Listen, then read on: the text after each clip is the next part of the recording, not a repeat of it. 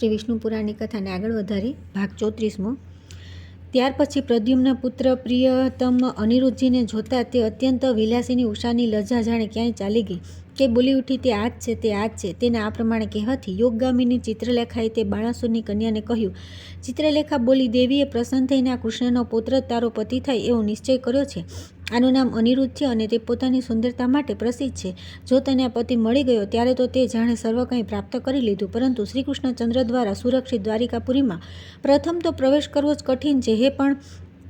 હે સખી, કોઈ પણ ઉપાય હું તારા પતિને લાવીશ જ। તું આ ગુપ્ત રહસ્ય કોઈને ન કહીશ, હું જલ્દી જ આવીશ। આટલો સમય તું મારા વિયોગને સહન કર। પોતાની સખી ઉષાને આ પ્રમાણે આશ્વાસન આપીને ચિત્રલેખા દ્વારિકાપુરી જવાના રવાના થયા।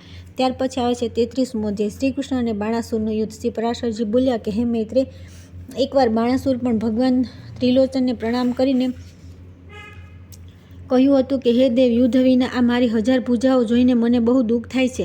શું ક્યારેય મારી આ ભુજાઓને સફળ બનાવનાર યુદ્ધ થશે? યુદ્ધ વિના ભારૂ ભુજાઓથી મને શું લાભ? શ્રી શંકર બોલ્યા કે હે બાણાસુર, જે સમયે તારી મોરના ચિહ્નવાળી ધજા તૂટી જશે તે જ સમયે તારી સામે માંસભક્ષી યાસપિશાચોને આનંદ આપનારું યુદ્ધ આવી પડશે। શ્રી પરાશરજી બોલ્યા, ત્યાર પછી વરદાયક શ્રી શંકરને પ્રણામ કરીને બાણાસુર પોતાના ઘરે આવ્યો અને પછી કાળક્રમે તે ધજાને તૂટી ગયેલી જોઈને બહુ પ્રસન્ન થયો। દરમિયાન અપ્સરાઓમાં ઉત્તમ ચિત્રલેખા પોતાના યોગબળથી અનિરુદ્ધને ત્યાં લઈ આવી। અનિરુદ્ધને કન્યાના અંતઃપુરમાં આવીને ઉષાની સાથે રમણ કરતો જાણીને અંતઃપુરના રક્ષકોએ સંપૂર્ણ વૃત્તાંત દૈત્યરાજ બાણાસુરને કહી દીધું। ત્યારે મહાબળવાન બાણાસુરે પોતાના સૈનિકોને તેની સાથે યુદ્ધ કરવાની આજ્ઞા કરી, પરંતુ શત્રુદમન અનિરુદ્ધે પોતાની સામે આવેલો તે સંપૂર્ણ સેનાને લોખંડના દંડથી મારી નાખી। પોતાના સૈનિકો મરાઈ જવાથી બાણાસુર અનિરુદ્ધને મારી નાખવાની ઈચ્છાથી રથ પર બેસીને તેમની સાથે યુદ્ધ કરવા લાગ્યો, પરંતુ પોતાની પૂરી શક્તિથી યુદ્ધ કરવા છતાં તે અનિરુદ્ધ પરાસ્ત થઈ ગયો। ત્યારે તે મંત્રીઓની પ્રેરણાથી માયાનો ઉપયોગ કરીને યુદ્ધ કરવા લાગ્યો અને યદુનંદન અનિરુદ્ધને નાગપાશથી બાંધી લીધા। આ બાજુ દ્વારિકાપુરીમાં જે સમયે બધા યાદવોમાં એવી ચર્ચા થઈ હતી કે અનિરુદ્ધ ક્યાં ગયા, તે જ સમયે દેવર્ષિ નારદે તેમને બાણાસુર દ્વારા બાંધી દીધાની સૂચના આપી। નારદ મુખે યોગવિદ્યામાં નિપુણ યુવતી ચિત્રલેખા દ્વારા તેમને શોણિતપુર લઈ જવાયા છે એવું સાંભળીને યાદવોને વિશ્વાસ થઈ ગયો કે દેવતાઓએ તેમનું હરણ કર્યું નથી। ત્યારે સ્મરણ કરતાં જ ઉપસ્થિત થયેલ ગરુડ પર બેસીને શ્રીહરિ, બલરામ, પ્રદ્યુમ્ન સહિત બાણાસુરની રાજધાનીમાં આવ્યા। નગરમાં પેસતા જ તે ત્રણેયનું ભગવાન શંકરના પાર્ણદ પ્રથમ ગણો સાથે યુદ્ધ થયું। તેમને મારીને શ્રીહરિ બાણાસુરની રાજધાની પાસે પહોંચી ગયા। ત્યાર પછી બાણાસુરની રક્ષા માટે 3 માથા અને 3 પાગવાળો મહેશ્વર નામનો જ્વર આગળ આવીને ભગવાન સાથે લડવા લાગ્યો। તે જ્વર એવો પ્રભાવ હતો કે તેણે ફેંકેલી ભસ્મના સ્પર્શથી સંતપ્ત થયેલા શ્રીકૃષ્ણના શરીરનું આલિંગન કરવાથી બલદેવજીએ પણ શિથિલ થઈને આંખો બંધ કરી લીધી। આ પ્રમાણે ભગવાન શાંગધરની સાથે તેમના શરીરમાં વ્યાપ્ત થઈને યુદ્ધ કરતા રહીને તે માહેશ્વર જ્વરને વૈષ્ણવ જ્વરે તુરત જ તેમના શરીરમાંથી દૂર કરી દીધો। તે સમયે શ્રી નારાયણની ભુજાઓના આઘાતથી તે માહેશ્વર જ્વરને પીડિત અને વિહવળ થયેલો જોઈને પિતામહ બ્રહ્માજીએ ભગવાનને કહ્યું કે આને ક્ષમા કરો। ત્યારે ભગવાન મધુસૂદને સારું, મેં ક્ષમા કરી દીધી એમ કહીને તે વૈષ્ણવ જ્વરને પોતાનામાં લીન કરી દીધો। જ્વર બોલ્યો કે જે મનુષ્ય આપની સાથે મારા આ યુદ્ધનું સ્મરણ કરશે તે જ્વર રહિત થઈ જશે। આમ કહીને તે ચાલ્યો ગયો। ત્યાર પછી ભગવાન શ્રી કૃષ્ણચંદ્ર પંચાગ્નિઓને જીતીને નષ્ટ કરી નાખ્યા અને પછી લીલાપૂર્વક દાનવ સેનાને નષ્ટ કરવા લાગ્યા। ત્યારે સંપૂર્ણ દૈત્ય સેના સહિત બલિપુત્ર બાણાસુર ભગવાન શંકર અને સ્વામી કાર્તિકેયજી ભગવાન કૃષ્ણ સાથે યુદ્ધ કરવા લાગ્યા। શ્રીહરિ અને મહાદેવજીનું પરસ્પર ઘોર યુદ્ધ થયું। આ યુદ્ધમાં વપરાયેલ શસ્ત્ર અસ્ત્રોની જ્વાળાઓથી સંતપ્ત થઈને ત્રણેય લોક ક્ષુબ્ધ થઈ ગયા। આ ઘોર યુદ્ધ જોઈને દેવતાઓ સમજ્યા કે હવે ખરેખર પ્રલયકાળ આવી ગયો છે। શ્રી ગોવિંદે ઝુંભાકસ્ત્ર છોડ્યું, જેથી મહાદેવજી નિદ્રાધીન જેવા થઈને બગાસા ખાવા લાગ્યા છે। તેમની આવી દશા જોઈને દૈત્યોને પ્રથમ ગણો ચારે બાજુ ભાગવા લાગ્યા। ભગવાન શંકર નિદ્રાવશ થઈને રથના પાછલા ભાગમાં બેસી ગયા અને પછી અનાયાસે જ અદ્ભુત કર્મ કરનારા શ્રી કૃષ્ણચંદ્ર સાથે યુદ્ધ ન કરી શક્યા। ત્યાર પછી ગરુડ દ્વારા વાહનો નષ્ટ કરી દેવાથી, પ્રદ્યુમ્નજીના શસ્ત્રોથી પીડિત થવાથી તથા કૃષ્ણચંદ્રની સિંહ ગર્જનાથી શક્તિહીન થઈ જવાથી સ્વામી કાર્તિકેય પણ ભાગવા માંડ્યા। આ પ્રમાણે શ્રી કૃષ્ણચંદ્ર દ્વારા મહાદેવજીના નિંદ્રાવશ થવું, દૈત્ય સેના નષ્ટ થવી, કાર્તિકેય સ્વામીનું પરાજિત થવું અને શિવના ગણોના ક્ષીણ થઈ જતા કૃષ્ણ, પ્રદ્યુમ્ન અને બલભદ્રજીની સાથે યુદ્ધ કરવા માટે બાણાસુર રથ પર બેસીને આવ્યો। બાણાસુરનો રથ સાક્ષાત નંદીશ્વર હાંકતા હતા। બાણાસુરને જોઈને મહાપરાક્રમી બલભદ્રજી અનેક બાણોની વૃષ્ટિ કરીને બાણાસુરની સેનાને છિન્ન ભિન્ન કરી નાખી। ત્યારે તે વીરધર્મથી ભ્રષ્ટ થઈને ભાગવા લાગી। બાણાસુરે જોયું કે તેની સેનાને બલભદ્રજી હળથી ખેંચીને મુશળથી મારી રહ્યા છે અને શ્રીકૃષ્ણચંદ્ર તેને બાણોથી વીંધી નાખે છે।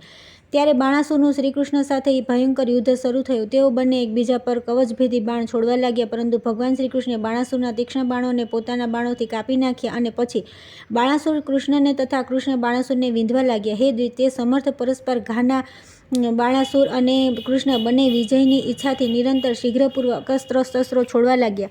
છેવટે બધા બાણ અને અસ્ત્રશસ્ત્રો નિષ્ફળ જતા શ્રીહરિ બાણાસુરને મારી નાખવાનો વિચાર કર્યો. ત્યારે દૈત્યોના શત્રુ ભગવાન શ્રીકૃષ્ણે સેંકડો સૂર્ય જેવા પ્રકાશમાન સુદર્શનને હાથમાં લઈ લીધું. જે સમયે ભગવાન મધુસૂદન બાણાસુરને મારવા માટે ચક્ર છોડવા ઈચ્છતા હતા, તે જ સમયે દૈત્યોની વિદ્યા મંત્રીમય કુળદેવી કોટરી ભગવાનની સામે નગ્નાવસ્થામાં ઉપસ્થિત. તેને જોતાં જ ભગવાને આંખો બંધ કરી લીધી અને બાણાસુરને ભક્ષ્ય કરીને તે શત્રુની ભુજાઓના વનને કાપવા માટે સુદર્શન ચક્ર છોડ્યું. ભગવાન અચ્યુત દ્વારા પ્રેરિત તે ચક્રે દૈત્યોના છોડેલા અસ્ત્રોને કાપીને ક્રમશઃ બાણાસુરની ભુજાઓને કાપી નાખી, માત્ર 2 ભુજાઓ રાખી. ત્યારે ત્રિપુર શત્રુ ભગવાન શંકર જાણી ગયા કે શ્રી મધુસૂદન બાણાસુરની ભુજાઓને કાપીને પોતાના હાથમાં આવેલા ચક્રને તેનો વધ કરવા માટે છોડવા ઈચ્છે છે. તેથી બાણાસુરે પોતાની કાપેલી ભુજાઓમાંથી લોહીની ધારા વહાવતો જોઈને શ્રી ઉમાપતિએ ગોવિંદની પાસે આવીને મધુર વાણીમાં કહ્યું. શ્રી શંકરજી બોલ્યા કે હે કૃષ્ણ, હે કૃષ્ણ, હે જગન્નાથ, હું એ જાણું છું કે આપ પુરુષોત્તમ પરમેશ્વર પરમાત્મા અને આદિ અંતથી રહિત શ્રીહરિ છો. આપ સર્વભૂતમય છો. આપ જે દેવ,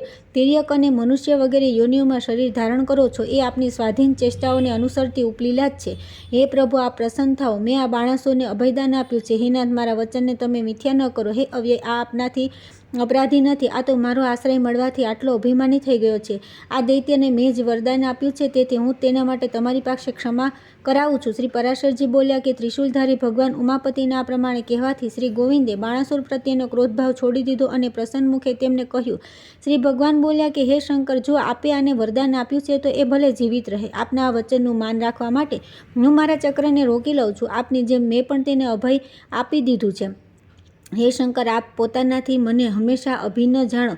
આપ એમ સારી પેઠે સમજી લો કે જે હું છું તે જ આપ છો, તથા આ સંપૂર્ણ જગત, દેવ, અસુર અને મનુષ્ય વગેરે કોઈ પણ મારાથી ભિન્ન નથી. હે હર, જે લોકોનું મન અવિદ્યાથી મોહિત છે તે ભેદદર્શી પુરુષ જ આપણા બંનેમાં ભેદ જુએ છે અને બતાવે છે. હે વૃષભધ્વજ, હું પ્રસન્ન છું. આપ પધારો, હું પણ હવે જઈશ. શ્રી પરાશરજી બોલ્યા કે આ પ્રમાણે કહીને ભગવાન કૃષ્ણ જ્યાં પ્રદ્યુમ્ન કુમાર અનિરુદ્ધ હતા ત્યાં ગયા. તેમના જતાં જ ગરુડની પાંખોના પવનથી અનિરુદ્ધના બંધનરૂપ બધા નાગો નષ્ટ થઈ ગયા. ત્યાર પછી પત્ની સાથે અનિરુદ્ધને ગરુડ પર બેસાડીને બલરામ, પ્રદ્યુમ્ન અને કૃષ્ણચંદ્ર દ્વારિકાપુરીમાં પાછા આવ્યા. હે વિપ્ર, ત્યાં ભૂમિનો ભાર ઉતારવાની ઈચ્છાથી દ્વારિકામાં શ્રી જનાર્દન પોતાના પુત્ર પૌત્રાદિથી ઘેરાયેલા રહીને તથા પોતાની રાણીઓથી સાથે રમણ કરવા લાગ્યા. ત્યાર પછી આવે છે 34મો અધ્યાય, પૌંડ્રકવધ તથા કાશીદહન. શ્રી મૈત્રેયજી બોલ્યા કે હે ગુરુ, શ્રી વિષ્ણુ ભગવાને મનુષ્ય શરીર ધારણ કરીને જે લીલા માત્રથી ઇન્દ્ર, શંકર અને બધા દેવતાઓને જીતીને મહાન કર્મ કર્યા હતા તે મેં સાંભળ્યું. એ સિવાય દેવતાઓની ચેષ્ટાઓ પર આઘાત કરનાર તેમણે બીજા પણ જે કર્મ કર્યા હતા, હે મહાભાગ, તે બધા મને કહો. મને તે સાંભળવામાં બહુ આનંદ આવી રહ્યો છે. શ્રી પરાશરજી બોલ્યા કે હે બ્રહ્મર્ષિ, ભગવાને મનુષ્ય અવતાર લઈને જે રીતે કાશીપુરી બાળી હતી તે હું સંભળાવું છું. તમે ધ્યાનપૂર્વક સાંભળો. પૌંડ્રક વંશના વાસુદેવ નામના એક રાજાને આજ્ઞાની લોકો તમે વાસુદેવ રૂપે પૃથ્વી પર અવતરિત થયા છો આમ કહીને સ્તુતિ કરતા હતા. છેવટે તે પણ એવું જ માનવા લાગ્યા કે હું વાસુદેવ રૂપે પૃથ્વી પર અવતરિત થયો છું. આ પ્રમાણે આત્મવિસ્મૃતિ થઈ જતાં તેણે વિષ્ણુ ભગવાનના બધા ચિહ્નો ધારણ કરી લીધા અને મહાત્મા શ્રીકૃષ્ણની પાસે એવું કહીને દૂત મોકલ્યા કે હે મૂર્ખ, પોતાના વાસુદેવ નામને છોડીને મારા ચક્ર વગેરે બધા ચિહ્નોને છોડી દે અને જો તારે જીવવાની ઈચ્છા હોય તો મારી શરણમાં આવ. દૂતે જ્યારે આ પ્રમાણે કહ્યું તો શ્રી જનાર્દને હસીને કહ્યું કે બરાબર છે, હું મારા ચિહ્ન ચક્રને તારી સામે છોડીશ. હે દૂત, મારા તરફથી તું પૌંડ્રકને જઈને કહેજે કે મેં તારા શબ્દોનો વાસ્તવિક અર્થ સમજી લીધો છે. તારે જે કરવું હોય તે કર. હું મારા ચિહ્ન અને વેશ ધારણ કરીને તારા નગરમાં આવીશ અને મારા ચક્રને અવશ્ય તારા ઉપર છોડીશ. અને તે જે આજ્ઞા કરીને આવ એમ કહ્યું છે તેથી હું તેનું પણ અવશ્ય પાલન કરીને તુરત જ કાલે તારી પાસે પહોંચીશ. હે રાજન, તારી શરણમાં આવીને હું તે જ ઉપાય કરીશ જેથી પુનઃ તારાથી મને કોઈ ભય ન રહે. શ્રી પરાશરજી બોલ્યા કે શ્રી કૃષ્ણચંદ્રના આ પ્રમાણે કહ્યા પછી જ્યારે દૂત ચાલ્યો ગયો ત્યારે ભગવાને સ્મરણ કરતાં જ ઉપસ્થિત થયેલ ગરુડ પર બેસીને તુરત તેની રાજધાની તરફ ચાલ્યા.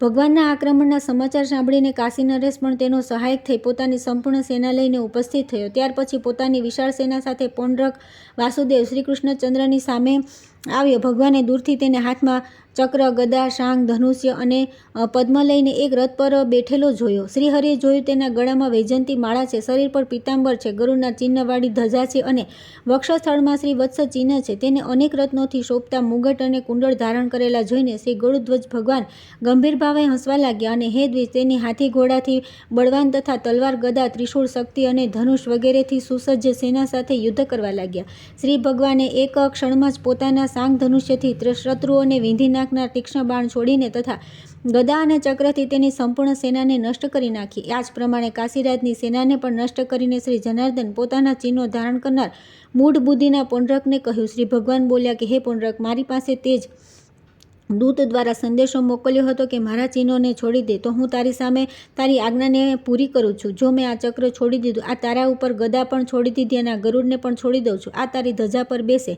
શ્રી પરાશરજી બોલ્યા કે આ પ્રમાણે કહીને છોડેલા ચક્રે પુંડરકને ચીરી નાખ્યા, ગદાએ નીચે પાડી દીધો અને ગરુડે તેની ધજા તોડી નાખી. ત્યાર પછી સંપૂર્ણ સેનામાં હાહાકાર મચી જતા પોતાના મિત્રનો બદલો લેવા માટે ઊભા થયેલા કાશીરાજ વાસુદેવ સાથે લડવા લાગ્યો. ત્યારે ભગવાને શાંગ ધનુષમાંથી છોડેલા એક બાણથી તેનું મસ્તક કાપી સંપૂર્ણ લોકોને આશ્ચર્યચકિત કરી કાશીનગરમાં ફેંકી દીધું. આ પ્રમાણે પુંડરક અને કાશીનરેશ તેમના અનુચરો સહિત મારીને ભગવાન પાછા દ્વારકા આવ્યા અને ત્યાં સ્વર્ગ જેવા સુખનો અનુભવ કરતા રહીને રમણ કરવા લાગ્યા.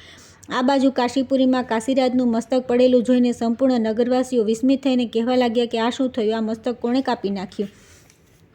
જ્યારે તેના પુત્રને ખબર પડી કે તેને વાસુદેવે માર્યો છે, ત્યારે તેણે પોતાના પુરોહિત સાથે મળીને ભગવાન શંકરને પ્રસન્ન કર્યા. અવિમુક્ત મહાક્ષેત્રમાં તે રાજકુમાર પર સંતુષ્ટ થઈને શંકરે કહ્યું કે વરદાન માગ. તે બોલ્યા કે હે ભગવાન, હે મહેશ્વર, આપની કૃપાથી મારા પિતાનો વધ કરનાર કૃષ્ણનો નાશ કરવા માટે કૃત્યા ઉત્પન્ન થાય. શ્રી પરાશરજી બોલ્યા કે ભગવાન શંકરે કહ્યું એવું જ થશે. તેમના આ પ્રમાણે કહેવાથી દક્ષિણાગ્નિ પસંદ કર્યા પછી તેમાંથી તો અગ્નિ જ વિનાશ કરનારી કૃત્યા ઉત્પન્ન થઈ. તેનું વિકરાળ મુખ જ્વાળાઓથી પૂર્ણ હતું તથા તેના કેશ અગ્નિશિખા જેવા દીપ્તિમાન હતા અને તામ્રવર્ણના હતા. તે ક્રોધપૂર્વક કૃષ્ણ કૃષ્ણ બોલતી દ્વારિકાપુરીમાં આવી. હેમુને તેને જોઈને લોકો ભયભીત થઈને જગતપતિ ભગવાન મધુસૂદનની શરણમાં ગયા. જ્યારે ભગવાન ચક્રપાણીએ જાણ્યું કે શ્રી શંકરની ઉપાસના કરીને કાશીરાજના પુત્રે આ મહાકૃત્યા ઉત્પન્ન કરી છે, ત્યારે અક્ષક્રીડામાં રત તેમણે સહજ ભાવે ચક્રને આજ્ઞા કરી કે આ અગ્નિજ્વાળાઓને જટાઓવાળી ભયંકર કૃત્યાને મારી નાખ. ત્યારે ભગવાન વિષ્ણુના સુદર્શન ચક્રે તે અગ્નિમાળાઓની જ્વાળાઓથી અને અગ્નિજ્વાળાઓના કારણે ભયંકર મુખવાળી કૃત્યાનો પીછો કર્યો. તે ચક્રના તેજથી બળીને છિન્ન ભિન્ન થઈ ગયેલી તે માહેશ્વરી કૃત્યા બહુ વેગપૂર્વક દોડવા લાગી તથા તે ચક્ર પણ તેટલા જ વેગથી તેની પાછળ દોડવા લાગ્યું. હે મુનિશ્રેષ્ઠ, અંતમાં વિષ્ણુના ચક્રથી હતપ્રથ થયેલી કૃત્યાએ તુરત જ કાશીમાં પ્રવેશ કર્યો. તે સમયે કાશીનરેશની સંપૂર્ણ સેના અને પ્રમદગણો અસ્ત્રશસ્ત્રો સજ્જ થઈને તે ચક્રની સામે આવ્યા. ત્યારે તે ચક્રે પોતાની તેજથી શસ્ત્રાસ્ત્રના પ્રયોગમાં કુશળ તે સંપૂર્ણ સેનાને બાળીને કૃત્યા સહિત સંપૂર્ણ વારાણસીને બાળવા લાગ્યું. જે રાજા, પ્રજા અને સેવકોથી ભરેલી હતી, ઘોડા, હાથી અને માનવોથી ભરચક હતી, સંપૂર્ણ ગાયોના વાડા અને ખજાનાઓથી યુક્ત હતી અને દેવતાઓ માટે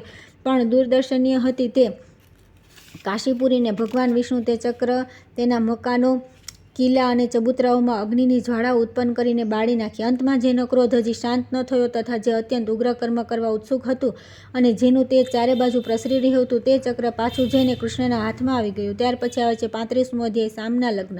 શ્રી મૈત્રેયજી બોલ્યા કે હે બ્રહ્મન, હવે હું ફરી બુદ્ધિમાન બલભદ્રજીના પરાક્રમની વાત સાંભળવા ચાહું છું. આપ સંભળાવો. હે ભગવાન, મેં તેમના યમનાકર્ષણ વગેરે પરાક્રમો તો સાંભળ્યા, હવે હે મહાભાગ, તેમને બીજા પરાક્રમો કર્યા છે તેમનું વર્ણન કરો. શ્રી પરાશરજી બોલ્યા કે હે મૈત્રેય, અનંત અપ્રમેય ધરણીધર શેષાવતાર બલરામજીએ જે કર્મ કર્યા હતા તે સાંભળો. એકવાર જાંબવતી નંદન વીરવર સાંબે સ્વયંવરના અવસરે દુર્યોધનની પુત્રીનું જબરજસ્તી હરણ કર્યું. ત્યારે મહાવીર કર્ણ, દુર્યોધન, ભીષ્મ અને દ્રોણ વગેરે ક્રોધિત થઈ તેને યુદ્ધમાં હરાવીને બાંધી દીધો. આ સમાચાર જાણીને કૃષ્ણચંદ્ર વગેરે બધા યાદવો દુર્યોધન વગેરે પર ક્રોધિત થઈને તેમને મારવા માટે મોટી તૈયારી કરી. તેમને રોકીને બલરામજીએ મદિરાનો ઉન્માદથી થોથવાતા શબ્દોમાં કહ્યું, કૌરવો મારા કહેવાથી સામને છોડી દેશે, તેથી હું એકલો જ તેમની પાસે જાઉં. શ્રી પરાશરજી બોલ્યા કે ત્યાર પછી બલદેવજી હસ્તિનાપુરની નજીક પહોંચી તેની બહાર એક ઉદ્યાનમાં રોકાઈ ગયા. તેમણે નગર પ્રવેશ ન કર્યો. બલરામજીને આવેલા જાણી દુર્યોધન વગેરે રાજાઓએ ગાય, અર્ધ્ય અને પાદ્ય વગેરે અર્પણ કર્યા. તે બધું વિધિવત ગ્રહણ કરી બલભદ્રજીએ કૌરવોને કહ્યું કે રાજા ઉગ્રસેનની આજ્ઞા છે કે આપ લોકો સામને તુરંત છોડી દો. હે દ્વિજોત્તમ, બલરામજીની આ વાત સાંભળીને ભીષ્મ, દ્રોણ, કર્ણ અને દુર્યોધન વગેરે રાજાઓને ભારે ક્ષોભ થયો અને યદુવંશ રાજ્યપદને અયોગ્ય માનીને બાહિક વગેરે બધા કૌરવો ક્રોધિત થઈને મુશળધારી બલભદ્રને કહેવા લાગ્યા કે હે બલભદ્ર, તમે આ શું કહી રહ્યા છો? એવો કોણ યદુવંશ છે જે કુરુકુળના કોઈ વીરની આજ્ઞા કરે? જો ઉગ્રસેન પણ કૌરવને આજ્ઞા આપી શકે તો રાજાઓને યોગ્ય કૌરવોના આ શ્વેત છત્રનું શું પ્રયોજન? તેથી હે બલરામ, તમે જાઓ કે રહો, અમે લોકો તમારી કે ઉગ્રસેનની આજ્ઞાથી અન્યાય કરતા સામને છોડી શકીએ એમ નથી. પૂર્વકાળમાં કુકર અને અંધકવશના યાદવો અમારા જેવા માનીનાઓ પ્રણામ કરતા હતા. જો કે અત્યારે તેઓ આમ નથી કરતા તો ન કરે, પરંતુ સ્વામીને આ સેવક આજ્ઞા કઈ રીતે કરે? તમારા લોકોની સાથે સમાન આસન અને ભોજનનો વ્યવહાર કરીને તમને અમે જ મોટા બનાવી દીધા છે. તેમાં તમારો કોઈ દોષ નથી, કેમ કે અમે જ પ્રેમવશ નીતિનો વિચાર કર્યો નહીં.